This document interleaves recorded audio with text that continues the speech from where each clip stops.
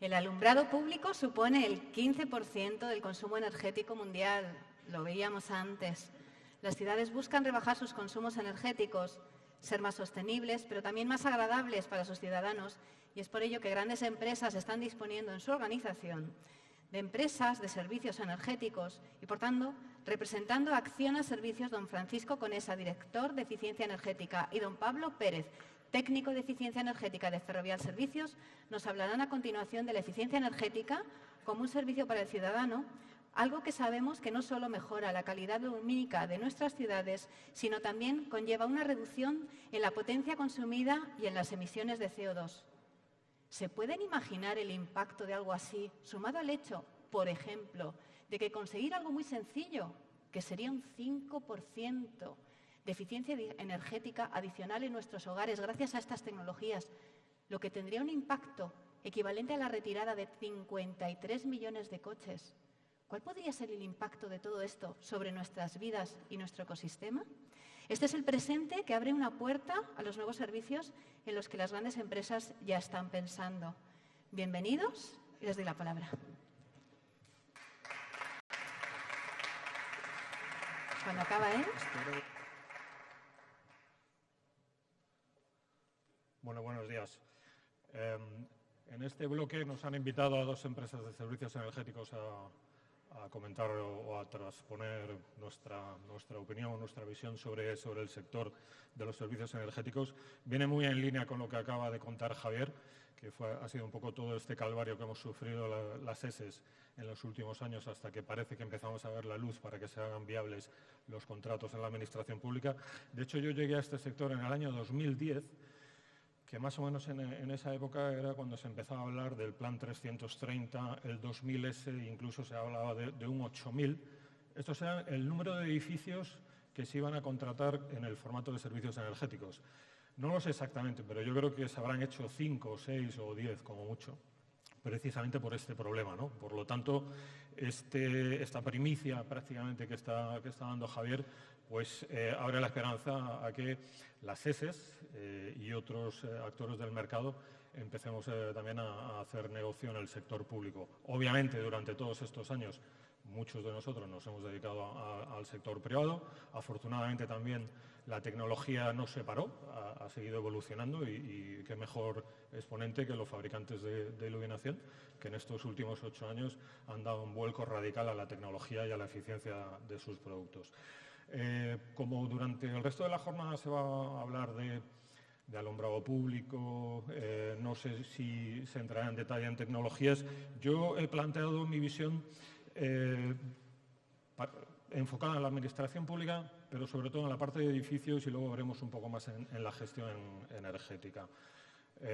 Como dispongo de poco tiempo, no me voy a enrollar demasiado en introducciones, simplemente voy a ir pasando una serie de gráficas con el objetivo de que se queden con el mensaje para que pongamos en situación el impacto que tienen los edificios en la operativa de nuestra economía, en el servicio público que hacen las administraciones públicas y cómo podemos mejorar la eficiencia energética de esos edificios. Este es un informe que salió recientemente, que de hecho utiliza una terminología que es aportando luz a la energía en la Unión Europea, y les recomiendo que le echen un vistazo porque dispone de estadísticas muy curiosas. En primer lugar, y para que nos situemos de por qué es importante que pongamos el foco en la energía, una comparativa radical es qué cuesta la energía en término medio en la Unión Europea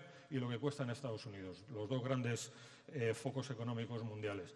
Pues la electricidad en Europa cuesta en torno a un 20 o un 30% más que en Estados Unidos, como media.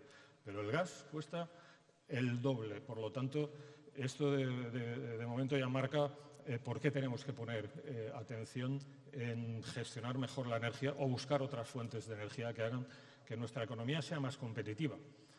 Y de partida, solo por el coste que tenemos de ella, no lo es, ¿no? Otro gráfico, aunque no se ve en detalle significativo, es de dónde importamos la energía. Pues es curioso que tanto el petróleo como el gas, como los combustibles sólidos, Nuestro primer proveedor es Rusia, y no añado más comentarios, aparte de otros países que evidentemente tampoco son un modelo de estabilidad. Por lo tanto, tenemos que hacer algo con nuestras fuentes de energía. Actualmente, el porcentaje de edificios, en este caso en el sector doméstico, que se consideran eficientes en la Unión Europea es el 10% solamente. Hay una previsión o un plan de que esto se incremente al 40%. Obviamente, la eficiencia energética es una medida para depender menos de esas fuentes externas de suministro. Hay otras medidas, que yo no voy a entrar en ellas ahora, pero que todos sabemos, como obviamente pues es la utilización de las energías renovables.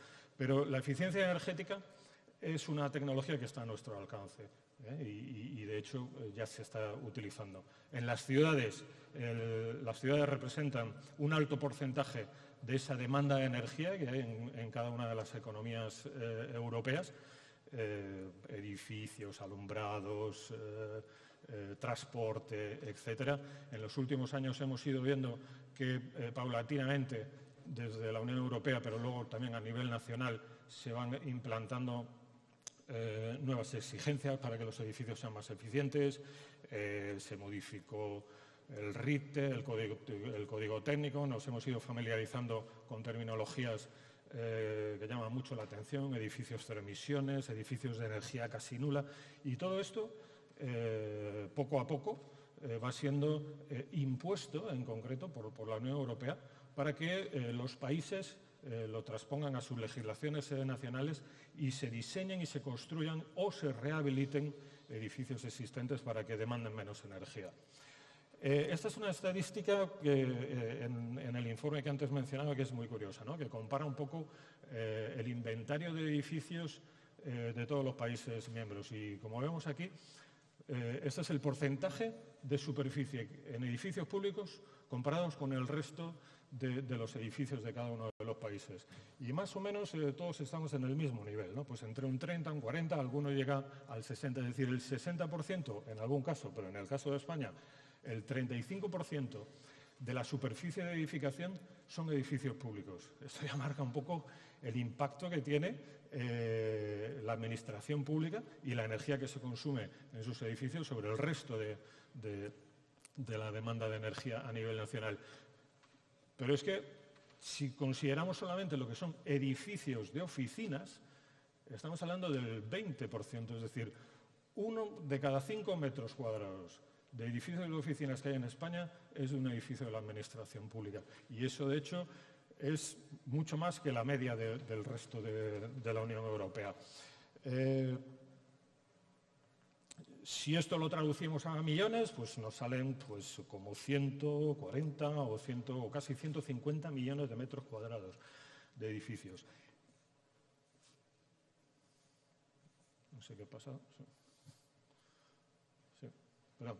Y si eso lo hablamos de miles, pues estamos hablando de que España tiene casi 300.000 edificios públicos.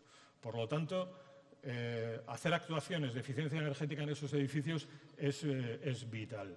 Ese mismo informe, que está sobre todo orientado a contratos de servicios energéticos en los edificios de la administración pública, acaba haciendo tres recomendaciones o tres conclusiones sobre las medidas más habituales que se pueden implantar en estos edificios y las enumera por este orden. La primera, la iluminación, es decir, utilizar iluminación con tecnologías más eficientes. Por supuesto LED, pero no solo LED, sino añadir sensores, detectores de presencia, etcétera, como una de las medidas más fáciles de implantar. La segunda es lo que denominan los Building Energy Management System, que yo lo voy a simplificar como sistemas de gestión energética. Y en tercer lugar, habla de utilizar sistemas más eficientes de climatización. Cuantifica que la capacidad de ahorro utilizando estas medidas puede llegar al 25% de ahorro y que eso se puede implantar pues, en más de la mitad de los edificios con payback de 8 años. Bueno, yo me atrevo a hacer una interpretación y estoy de acuerdo en que probablemente este sea el orden en el que se deben de implantar las medidas. La iluminación, como ya he mencionado antes, ha evolucionado tanto que es difícil encontrar una instalación donde no se pueda hacer una sustitución de la tecnología que permita conseguir ahorros. Los sistemas de gestión energética también han avanzado tanto en los últimos años que es relativamente sencillo hacer la implantación de dispositivos que nos permitan medir, analizar y gestionar la energía. Con respecto a la climatización, que obviamente también es una alternativa y que se está utilizando, yo sí que le pongo un cierto interrogante porque no es tan sencillo hacer la renovación o la optimización de un sistema de climatización de un edificio.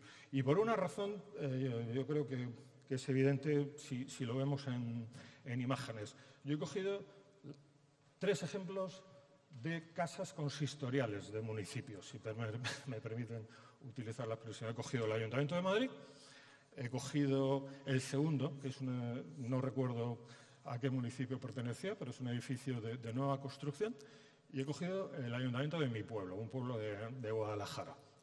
Obviamente, si nos planteamos aplicar esas 3 medidas que antes se recomendaban en el informe, si nos planteamos hacer un proyecto para hacer la renovación de esos ayuntamientos, pues nos vamos a encontrar con dificultades de todo tipo, ¿no?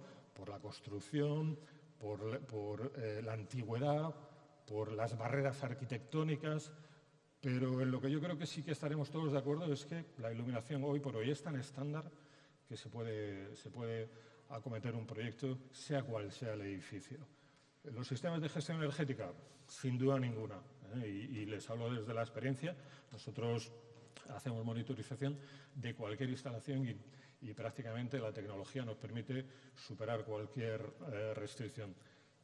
Con la climatización entramos, como digo, en un terreno en el que hay que hacer mucha más ingeniería, se requieren inversiones más complejas y probablemente con payback más largos. Pero la tecnología en su conjunto nos permite acometer proyectos en los que sí que podemos conseguir ese ahorro.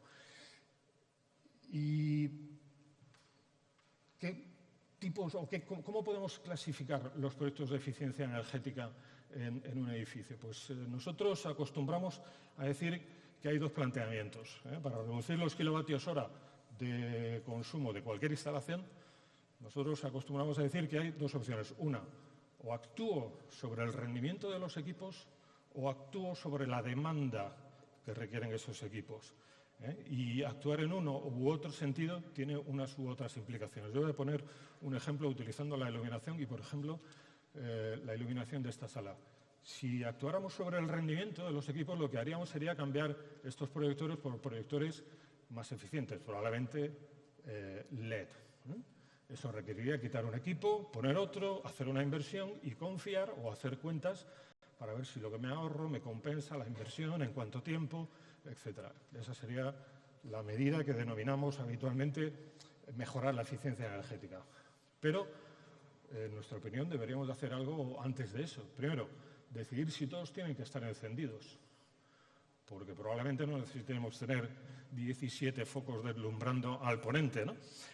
Entonces podríamos apagar equipos o podríamos poner un sistema de regulación allí al fondo para que solo se encienda cuando sea necesario. Eso es lo que denominaríamos gestión de la demanda.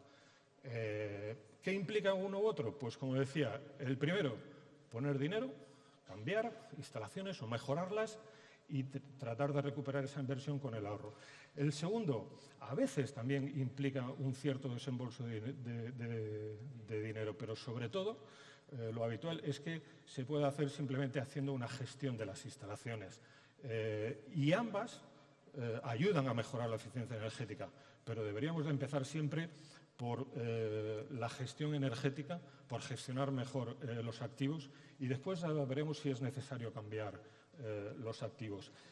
Eso es un poco el foco de lo que yo quiero mencionar en los pocos minutos que me quedan, que es qué ventajas nos ofrece la monitorización del consumo y qué beneficios están dando ahora mismo en los edificios. Este es un software que a mí me llamó la atención hace algunos años, que es la Ciudad de Nueva York. Es una página en Internet que si te colocas con el cursor en cada uno de los bloques de Manhattan, por ejemplo, porque te sale en aquel gráfico el consumo, los ratios por metro cuadrado, etcétera. Joder, la primera vez que lo vi me impactó que hubiera ya herramientas que nos permitieran hacer esa comparativa, ese benchmarking entre edificios. La realidad es que es un poco decepcionante porque no deja de ser un modelo matemático que hace cálculos y que no están basados en mediciones. Pero hoy por hoy cualquier ciudad se podría plantear perfectamente tener un sistema de monitorización y de gestión energética que le permitiera conocer en tiempo real cómo se está consumiendo la energía en su edificio y tomar decisiones, ¿no? Y dentro del mundo de la monitorización o de la gestión energética, pues, como decía al principio, la tecnología también nos ha ido permitiendo cada vez hacer cosas más sofisticadas, desde lo que hacíamos hace algunos años, que era ver el contador o la factura a final de mes de nuestra instalación y con esa factura tratar de tomar decisiones, que obviamente pues, eran muy limitadas, a poder tener un sistema de monitorización en tiempo real con el que yo puedo ver exactamente lo que estoy consumiendo ahora, herramientas de visualización que me permiten hacer un cierto análisis de esas evoluciones del consumo y, por supuesto, lo último que sería hacer la gestión, tomar una decisión con la información que nos llega en tiempo real. Eso, hoy por hoy, ya prácticamente todas las SES tenemos nuestros sistemas montados para poder hacer esa vigilancia y esa gestión. Y bueno, pues antes he hablado de la innovación, digitalización, etcétera. Hoy por hoy yo diría que las herramientas todavía siguen siendo bastante manuales o necesitan la intervención de un ingeniero experto en energía, pero no dudo que en breve veremos sistemas que van a hacer esa gestión cada vez de forma más automática. Y para quitarle un poco de carga, de técnica, de complejidad, de esto del análisis energético, joder, esto debe ser muy complejo, ¿no? Solo lo pueden hacer expertos. Pues sí, obviamente, cuanto más experto sea el que está delante de la información, más cosas puede visualizar. Pero yo les pongo un ejercicio, y es que si cogemos una curva gráfica, en este caso es del consumo de gas, de un edificio administrativo, ahí vemos esos picos que indican el consumo de gas de lunes a viernes, que es cuando el edificio está funcionando. Y el sábado y el domingo no funciona, pero sin embargo lo que vemos es que tanto por la noche como los fines de semana hay un consumo, y es un consumo que representa casi el 80% del consumo en funcionamiento. Es decir, cuando el edificio está operativo, consume el 100%. Cuando está cerrado, consume el 80%. Esto no tiene sentido. Ninguno en nuestros domicilios tenemos la caldera funcionando cuando no estamos en él. Esto es simplemente un error de programación o un error de gestión. Simplemente añadiendo un programador horario o un cronotermostato se puede ahorrar más del 30% del consumo de gas de este edificio sin hacer ninguna inversión. Y esto es algo que está a nuestro alcance.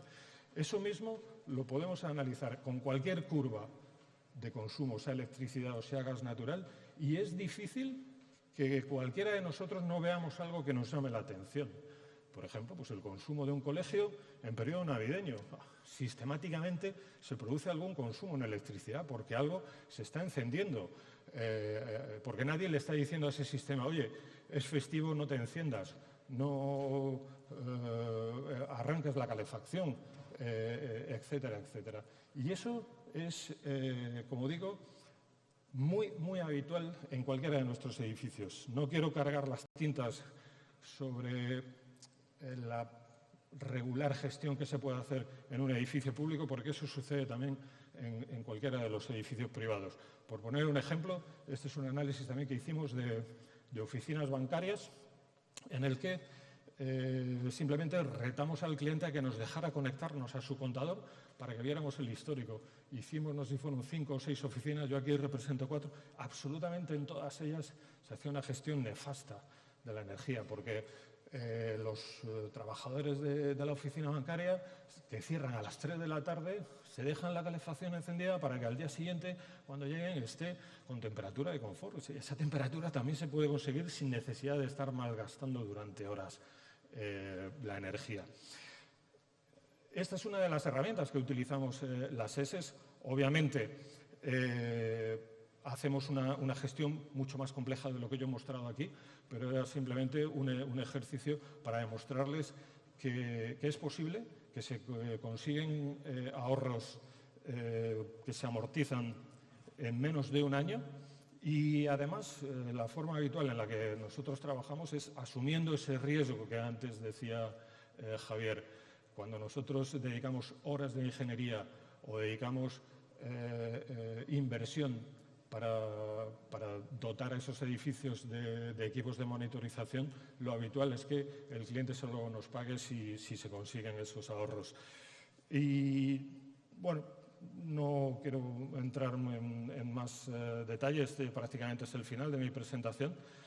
Simplemente hago también mención a una, igual que lo hacía la Secretaría de Industria, a una ponencia que hace ya bastante tiempo hizo Bill Gates sobre qué podemos hacer en el planeta para reducir las emisiones de CO2.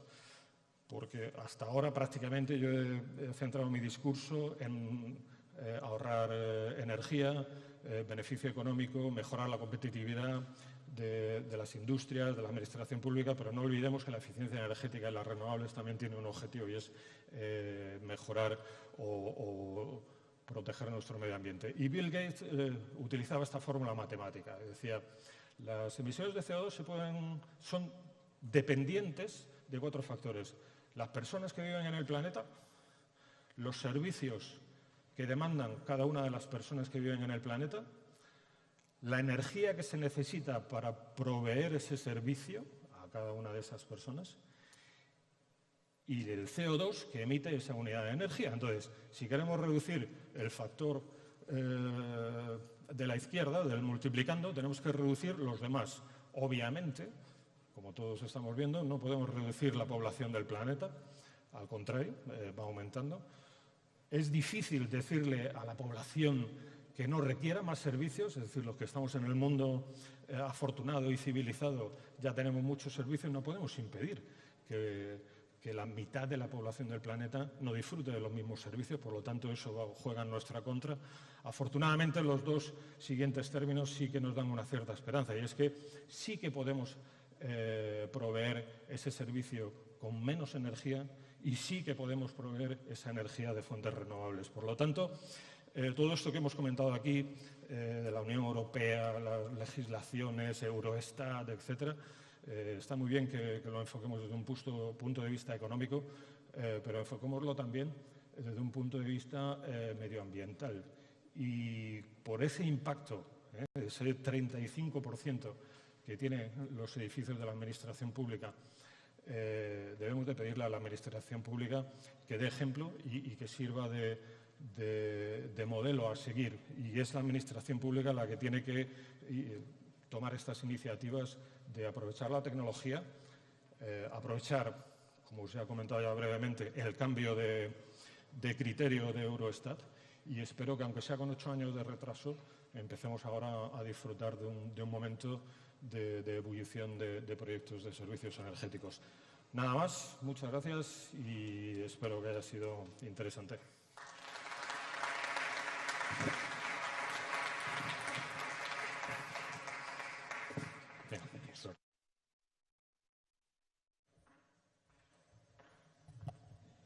Buenos días a todos. Mientras va arrancando la presentación, me gustaría agradecer a los organizadores la invitación para estar presentes en un foro de tanta importancia como este, por segundo año consecutivo. Vamos a esperar unos segundos.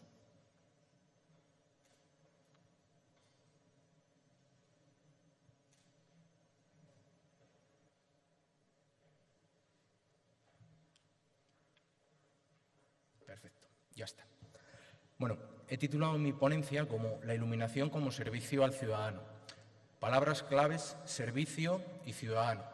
La repetiré en numerosas ocasiones y será el eje sobre el que rote toda la ponencia. El índice que voy a seguir es el siguiente. Una pequeña introducción muy breve de quiénes somos y qué hacemos en Ferrovial Servicios. Pasaré a hablaros sobre nuestra visión del mercado de la iluminación. El grueso de la ponencia será el punto 3, la iluminación como servicio, donde veremos casos reales de cómo orientamos nuestros proyectos.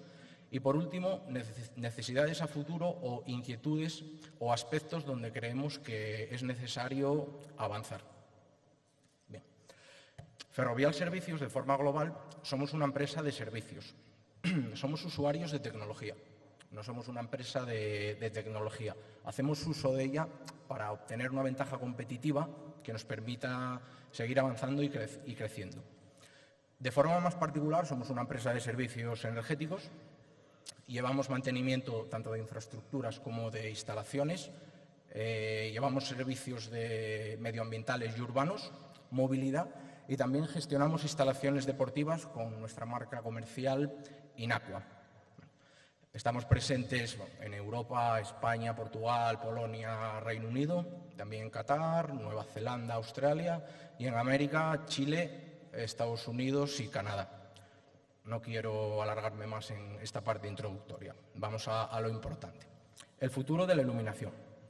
Bien, según nuestro punto de vista, tal como conocemos el mercado de la iluminación y, por tanto, el mercado de la iluminación LED, y tal como lo hemos estado gestionando y explotando hasta el día de hoy, tiene fecha de caducidad.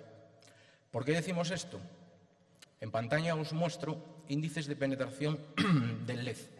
Como vemos, en el año 2016, el 32,5% de la iluminación era de esta tecnología. La previsión para el 2020 es que sea del 83% y en el año 2030 el 100%. A este dato hay que unirle la vida útil de estos equipos. Estamos hablando de como mínimo unas 50.000 horas, incluso ya me atrevería a decir 80.000, 100.000 horas. Para refrendar este dato, vamos a ver un ejemplo de uno de nuestros contratos. Se trata de Soto del Real. Este proyecto data del año 2010. Fue uno de los primeros contratos de servicios energéticos de este tipo. Desde el año 2010 hasta el día de hoy, estos equipos estarán operando aproximadamente unas 35.000 horas. En la gráfica os muestro la tasa de fallo de los últimos 3 años. Es prácticamente insignificante. Estamos hablando de un contrato de 3.400 puntos de luz, está fallando por debajo del 0,7-0,6%. Con estas cifras está claro que hay que tomar un rumbo diferente al llevado hasta el día de hoy. Nosotros tenemos claro hacia dónde queremos virar, hacia el servicio y hacia la aportación de valor. Desligarse de la idea o de la ideología del instalador puro y duro y orientar nuestros servicios y nuestras soluciones a la agregación de valor. Agregación de valor para el ciudadano, agregación de valor para la ciudad y agregación de valor para el municipio. Bien, pues vamos a ejemplarizar esta orientación hacia el servicio con proyectos desarrollados en la propia casa. El primero que me gustaría mostrar es el túnel de Aguas Vivas, en Guadalajara. El túnel de Aguas Vivas es una arteria principal de la ciudad. Bueno, este proyecto es reciente, concretamente la puesta en marcha fue en noviembre de 2017.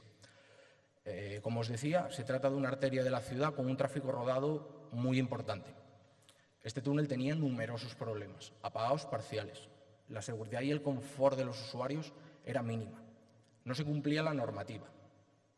Y los costes de mantenimiento eran muy elevados debido a que continuamente había que estar realizando operaciones en el túnel, con lo que ello conlleva peligro para el propio usuario, peligro para los técnicos de mantenimiento, malestar del ciudadano por cortes de carril o incluso cortes del túnel. Entonces, se decidió buscar una solución. ¿Cómo enfocamos la solución? Enfoque 100% a la mejora de la calidad del servicio. Cumplimiento normativo, dotar al túnel de instrumentos de control e, importante, tiempos de instalación mínimos. Esto era importante porque, como os he comentado, es una arteria principal de la ciudad, por lo tanto, no podía estar el túnel cortado 3-4 semanas. Resultados de las actuaciones. Ahorro energético nulo, no era la prioridad, aunque esto iba en nuestra contra, porque como contrato de servicios energéticos nosotros asumíamos el pago de la energía. En el gráfico se muestra claramente, veis el pico de consumo en el mes de noviembre de 2017, fue el mes de la puesta en marcha, y si comparamos febrero-marzo de 2017 con febrero-marzo de 2018, donde ya estaba implantada toda la solución LED, el ahorro energético, como os he dicho, es prácticamente nulo. Ya se está cumpliendo normativa, se dotó al túnel de un sistema de control avanzado, se instalaron 2 luminancímetros, uno en cada boca.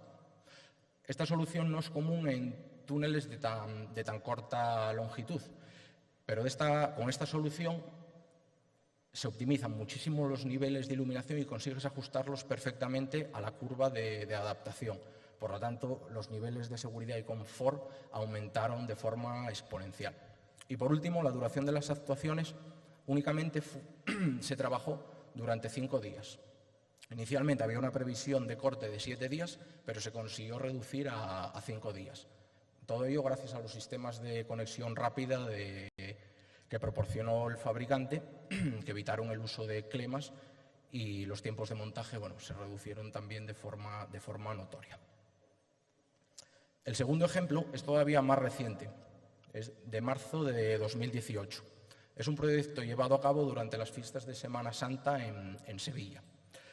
El objetivo del proyecto era evitar los hechos ocurridos hace un año precisamente en estas fiestas y en Sevilla. Todos tenemos en mente lo que allí sucedió. Se trata de un proyecto pionero. Junto con Ferrovial Servicios había otras empresas como Telefónica, Cisco y Bosch, y es un sistema de control de afluencia de personas unido a un sistema de iluminación inteligente. Perdón. La infraestructura inteligente se componía de una plataforma de control donde operabas todos los sistemas, aproximadamente 100 cámaras de alta resolución colocadas estratégicamente. Estas cámaras de última tecnología eran capaces de proporcionar datos de afluencia tanto de personas como de vehículos, detectaban incidencias, detectaban aglomeraciones, incluso detectaban gente corriendo en dirección contraria o vehículos en dirección contraria, incluso reconocimiento facial. Respecto al sistema de iluminación a medida, se componía de aproximadamente unas 190 luminarias, ubicadas en el casco histórico de la ciudad. Por lo tanto, la integración arquitectónica era algo también fundamental. Todas estas luminarias se les dotó de un sistema de regulación total, tanto a nivel de intensidad como de temperatura de color. Y, por supuesto, todo ello integrado dentro de la plataforma de control. A continuación, os voy a mostrar un vídeo donde se observa que, en cuestión de segundos, se pasa de una luz intensa y blanca, necesaria en caso de cualquier incidente, a una luz suave y cálida, similar a la de las antorchas del siglo XVIII. Esta luz suave y cálida fue la elegida por la mayoría de las hermandades para sus procesiones. El proyecto ha sido un éxito total, con una repercusión mediática bastante importante. Ahí os muestro recortes de prensa donde se hacían eco del proyecto. Para acabar con los casos reales, me gustaría hablaros de Guadalajara. Guadalajara es otro de nuestros contratos de servicios energéticos, data del año 2015 y ejemplifica perfectamente nuestra visión orientada al servicio. Inicialmente, la ciudad estaba compuesta por luminarias con tecnologías ineficientes, un predominio de luminarias UV-SAP. Por lo tanto, la temperatura de color era una luz cálida. Se planteó una solución con tecnología 100% LED, dotar a las instalaciones de un sistema de control avanzado, luminarias conectadas, esto es importante para lo que os mostraré posteriormente, y la temperatura de color elegida para la solución era 4000 Kelvin. Por lo tanto, pasábamos de una luz cálida a una luz blanca neutra. Esto es un cambio en la ciudad. Os muestro ahora fotos del antes y el después para que podáis observar la diferencia en cuanto a la percepción de la ciudad. ¿Cómo orientamos el servicio? Nosotros sabíamos que este cambio en la temperatura de color iba a propagar contrariedades, ya que el ciudadano cambia la percepción que tiene de su ciudad. Por lo tanto, iba a ser necesario un periodo de adaptación. ¿Cómo gestionamos este periodo de adaptación? Pues en la fase de diseño de la solución sabíamos que teníamos que dotar al contrato de herramientas que nos flexibilice esta gestión de los periodos de adaptación. Lo que os comentaba, se instalaron luminarias conectadas con una telegestión punto a punto en la cual tú puedes tener un control total sobre los equipos. Pues bien, gracias a esta posibilidad de tener control y regular las luminarias a tu gusto, conseguimos una adaptación progresiva. En el gráfico se observa claramente. Se ve en gris el consumo real de las instalaciones y la curva anaranjada el consumo estimado en base a la regulación prevista. Como se observa, inicialmente no se regulaba absolutamente nada para la percepción del ciudadano de la ciudad, una luz intensa, y poco a poco se fueron ajustando esos niveles y esas regulaciones hasta la situación actual, donde ya nos encontramos con unos consumos por debajo de los estimados inicialmente. Aparte de esta adaptación progresiva, se consideraron reducir los tiempos de respuesta de manera exponencial. También se pueden ajustar estos niveles de las luminarias, ya sea por eventos o por incidencias. La seguridad y el confort ha mejorado notablemente. Adicionalmente, pues también se pueden obtener ahorros energéticos superiores y mejoras en mantenimientos preventivos y en los correctivos. Bien, ya para acabar, me gustaría hablaros sobre necesidades a futuro, nuestras inquietudes o aspectos que vemos que necesitamos mejorar. El primero y muy importante es la mejora de la seguridad vial. El gráfico es demoledor. Son estadísticas de número de atropellos de la DGT. Como vemos, en carretera, los datos muestro son desde 2006 hasta 2016. La tendencia es a la baja. Por el contrario, en vías urbanas ha crecido de aproximadamente unos 9.000 atropellos a casi unos 14.000. Es cierto que no todos estos atropellos o accidentes se producen en periodo nocturno o en condiciones lumínicas deficientes, pero está claro que algo hay que hacer y cambiar esa tendencia. Es fundamental. Todos los actores protagonistas debemos de unir fuerzas, mejorar estas estadísticas y cambiar esta tendencia. Las imágenes os muestro una de nuestras actuaciones en uno de nuestros contratos. Es un refuerzo de un paso de peatones ubicado a la salida de una vía rápida. Antes no se veía prácticamente nada y ahora el paso de peatones ha quedado perfectamente iluminado, reduciendo los riesgos. Segundo aspecto importante que creemos que hay que tener en consideración es el Big Data, la generación de información. Recientemente hemos lanzado una plataforma de car sharing, City, que se une a las ya existentes eMove y Car2Go. ¿Por qué estas plataformas no pueden alimentarse de datos generados a través de los sistemas de iluminación o aprovecharse de aplicaciones integradas dentro de las propias luminarias? Como ideas generales, se podría tener vigilados los vehículos, se podría hacer seguimiento en tiempo real, podríamos detectar plazas libres de aparcamiento, con lo cual minimizaríamos los tiempos de viaje. También podríamos hacer una planificación de usuarios para detectar qué zonas interesa más tener los vehículos que otras. Extrapolándolo a la iluminación interior y concretamente al sector retail, pues lo mismo. Podríamos tener vigilancia 24 horas, podríamos tener planificación de usuarios, conteo de usuarios, tener información de tiempos de estancia en nuestras tiendas, ver qué recorridos hacen dentro de las estancias.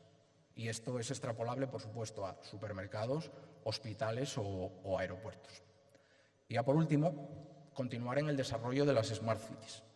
Ferrovial Servicios continuará generando servicios que ubiquen al ciudadano en el centro, mejorando la eficacia y la experiencia ciudadana. Pero necesitamos desarrollar nuevos modelos, y son nuevos modelos que necesitan colaboraciones estratégicas a largo plazo, colaboraciones con fabricantes, colaboraciones con asociaciones, colaboraciones con empresas de tecnología. Y todos debemos de tener la misma visión integral de los servicios y sabiendo que el ciudadano es el protagonista. Muchas gracias.